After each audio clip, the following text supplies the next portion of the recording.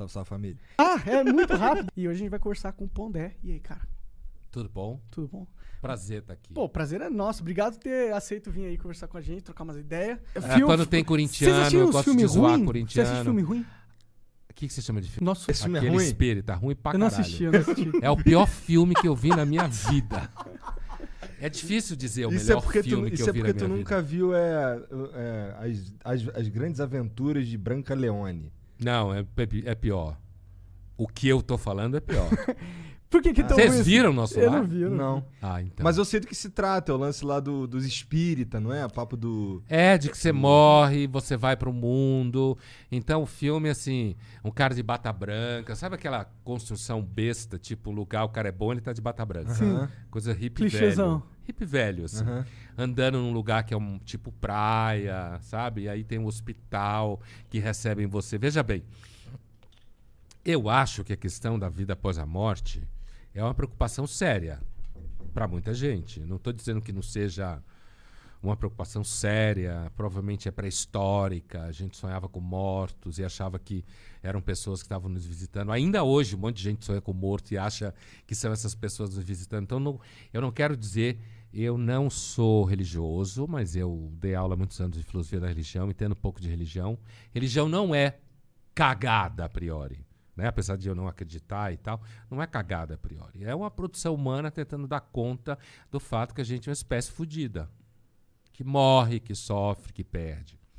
Mas a versão espírita eu acho especialmente empobrecida, sabe? Porque assim, ela é muito óbvia. Então tem um mundo do outro lado, e você chega nesse mundo, alguém te recebe, você fica um tempo numa enfermaria para se acostumar com o que aconteceu. E nesse filme tem umas cenas, eu lembro de uma cena especificamente, que esse cara que tinha acabado de chegar estava conversando com o host dele lá, né?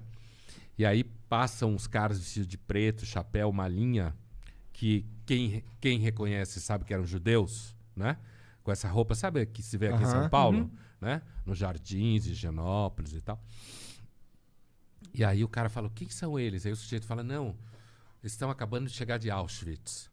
Isso é uma materialização extremamente idiota Caralho. da situação. É como se você chegasse lá com a mesma roupa que você usa. Então você associa judeu, roupa preta, Auschwitz, nazismo.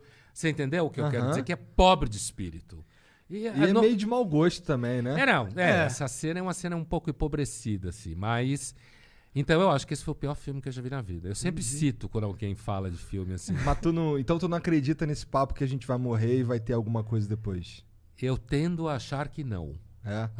Mas tu não sente que isso daí... Imagina se todo mundo acreditasse que... Sei lá, não tem nada quando a gente morrer. Isso daí não daria uma pirada na cabeça de todo mundo? Não é bom que as pessoas acreditem então, que tem algo? Isso que você está me perguntando, que é uma questão muito antiga e muito séria, debatida sobre a relação entre filosofia moral e vida social e contrato social, isso é uma questão muito antiga, né? E séria. Não é a mesma coisa de dizer que eu ou você acreditamos na vida após a morte. O que você está perguntando é acerca da função social da religião. Né? Muita gente acha, se a gente olhar a história da humanidade assim, e a maior parte da humanidade sempre foi religiosa, desde a pré-história, provavelmente, se acredita em ungüentos, em curas miraculosas, a própria palavra xamã vem da Sibéria, tem por aí uns 30 mil anos, então... Os siberianos são muito malucos, assim, no bom sentido, né? Drogas e viagem para outras dimensões. A gente seguramente delirava bastante. Delirava no sentido de, não só de ingerir princípios ativos, psicoativos que geram percepções, mas assim mesmo de misturar a realidade com o mito. A própria experiência do pensamento no começo, provavelmente a gente achava que era uma voz falando na cabeça. Como até hoje tem gente que acha, né? Então, assim, é possível dizer que talvez se ninguém acreditasse numa vida após a morte, a gente tivesse mais problemas. Não dá para afirmar com certeza, porque a gente não conhece isso. A humanidade sempre acreditou mais, entendeu? Isso não é interessante? Eu acho muito interessante que, tipo, por mais que a gente tá chegando na era moderna e a tecnologia tá cada vez mais, tipo, explicando como as coisas funcionam, eu sinto que Religiosidade. Obrigado. Não vem se perdendo, tá ligado? As pessoas, pelo contrário, quanto o mundo vai ficando mais maluco, as pessoas vão cada vez mais se apegando em alguma crença, tá ligado? É porque a ciência não responde acerca do sentido das coisas, né? A ciência não responde. Então, imagina que você tem um filho que faz um tumor cerebral e você pergunta para o médico por quê, o médico vai te dar uma resposta bioquímica, patológica, no máximo genética. Mas quando você está perguntando por que uma criança vai ser... Estou dando um exemplo que é um clichê, que é fácil de chegar no argumento. Esse tipo de pergunta acerca do significado das coisas, do sentido das coisas, a ciência não dá. Entendeu? Mas a religião dá, por exemplo. A religião dá, porque nós somos um ser, não é à toa que chamaram a gente de sapiens, né? Que tem a ver com saber. A gente é um animal que quer saber as coisas.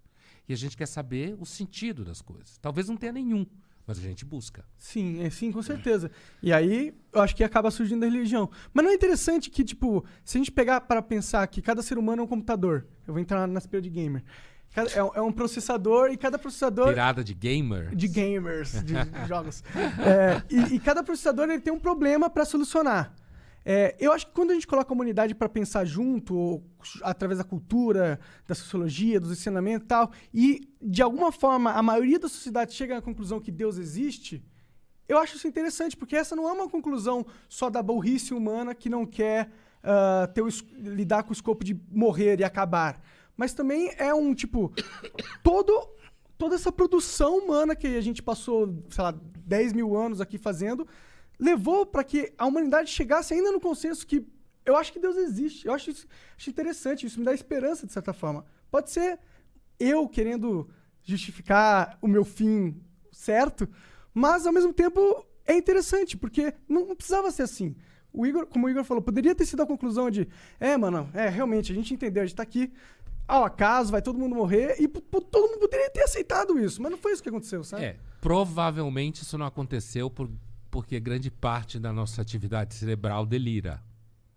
Aconteceu, por exemplo, porque as pessoas sonhavam com gente que morreu e achavam que aquelas pessoas estavam vivas. E a gente passou grande parte da nossa história antiga e pré-história cultuando túmulos, né?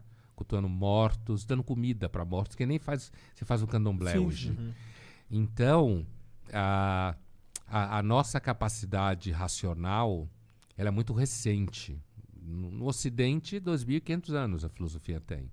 A científica, então, é mais recente ainda. Não pegou. Então, nós somos uma espécie pré-histórica, na verdade. Igualzinha ao que a gente era, no mínimo, há 300 mil anos. A gente podia estar levando esse lero aqui há 300 mil anos atrás. Iguaizinhos como nós somos. Nosso equipamento nos permitiria. O equipamento é o mesmo, certo? É o mesmo equipamento. Mais de 300 mil anos. Estou fazendo uma conta baixa. Então, assim, é muito provável que essa nossa capacidade de associar, por exemplo, sons a entidades no céu, ou associar tempestades a alguma irritação que cai sobre nossa cabeça, é parte daquilo que os historiadores da religião chamam de homo religiosos, que é uma estrutura em nós. E por isso, inclusive, nesse processo, a gente, inclusive, fabricou há cerca de... Vai fazer uma conta redonda, 5 mil anos, o Deus de Israel, que depois virou o Deus do cristianismo, o Deus do islamismo. No Oriente, eles fabricaram outras teorias, né? Digamos, são diferentes desse politeísmo que você fica dando comida pro Deus para ele não acabar com você, ou como na Grécia e na Roma anterior à antiga, na neolítica, você cultuava os ancestrais dentro de casa e enterrava eles dentro de casa e mantinha o fogo vivo e tinha que ter filho, porque se você morresse e não tivesse filho para te cultuar, você virava um demônio, certo? Então, seu filho era a guarda da sua eternidade, certo? Então, nós somos uma espécie basicamente religiosa, nós não somos uma espécie científica. A gente não tem um modo de pensar científico. Existiria uma espécie científica? Não conhecemos. Será que é possível algo assim se desenvolver? Talvez não. E talvez se a gente fosse, a gente ficasse louco. Pois é. Perigoso. Entendeu? Talvez. Talvez ficasse louco. Ou a gente fosse igual o Spock, tá ligado? Mas o Spock era místico, né, meu? Você lembra que ele era místico? Eu sei que ele era bem racional, só não sei tanto. Não, então, a minha geração é a geração do Spock. Sim. Meu pai Agora você muito entrou também num terreno... que você mais... O Spock, ele era extremamente racional, lógico.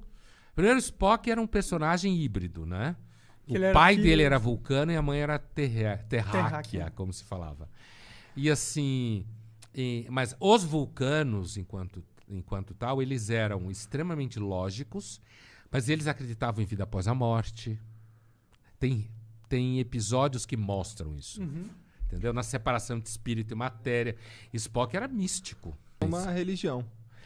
Então, as pessoas costumam praticar a religião de forma aderente, como a gente diz, quer dizer, praticante, como se fala, né?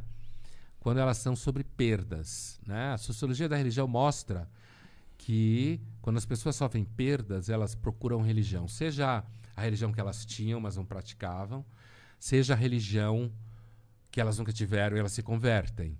Então há uma relação com perda. Perda de saúde, ente querido, filhos, por exemplo. Perder filho, aparentemente, é o pior tipo de perda que pode existir. Então, e aí isso leva normalmente pessoas à religião. Perda de patrimônio, casamento, carreira profissional, sabe? Entendi. Perdas. O que significa que, como nós somos uma espécie basicamente triste, que se diverte de vez em quando, a religião funciona. Então, cara, se tu é uma pessoa... Vamos lá, tu ia ser médico. Daí tu foi pra faculdade de filosofia. E aí tu diz, será que todo mundo que trilha esse caminho que tu trilhou acaba se tornando um cara que não é religioso, um cara que é mais niilista, essencialmente?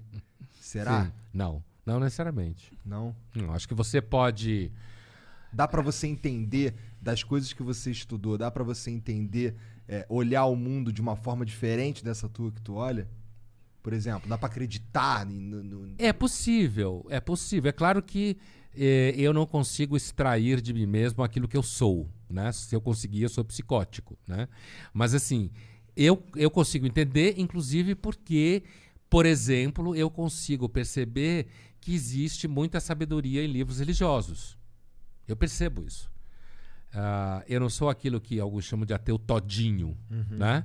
Que acha que porque ele é ateu ele é mais inteligente. Eu acho que o ateísmo é a forma mais fácil. Dizem que Deus é bom, o mundo é uma merda, logo ele não existe. Né? Isso a gente chama em filosofia de argument from evil, o argumento a partir do mal. Né? É um argumento sério. Eu fiz uma versão corintiana dele. Assim, Tá. né? Compacta. Mas assim... é possível, eu acho, que dependendo da história de vida das pessoas, que elas de repente façam uma trajetória como essa, como tem muito filósofo que se dedica, que é religioso, muita gente. Eu era muito ateu antes. E eu passei por um processo de perda e acabei me descobrindo bem religioso. Não religioso.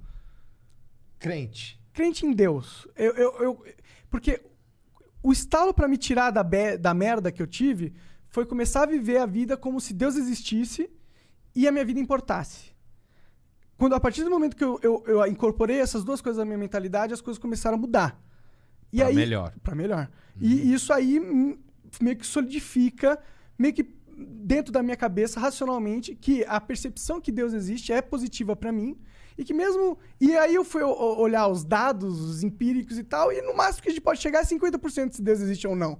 Sim, cientificamente falando. Não tem. Deus não é uma variável. Deus não é uma variável, como a gente fala em filosofia, passivo de controle epistemológico. O que significa isso? Significa que você não tem como testar se Deus existe. Não tem nem como... Não é nem provar que ele existe. Não tem como testar. Porque você não testa Deus em laboratório. Sim. Entendeu? Então, o ateísmo, enquanto tal, do ponto de vista do cético, que é aquela pessoa que coloca teorias contra outras para perceber as fragilidades delas, o ateísmo é o que a gente chama de dogmatismo negativo. Você faz uma afirmação negativa que, por sua vez, não dá para provar. Entendeu? Então, quando você fala 50-50, quer dizer, não dá para decidir mesmo, do ponto de vista estrito, É por isso que se fala, Deus não é uma variável de controle epistemológico. Exato.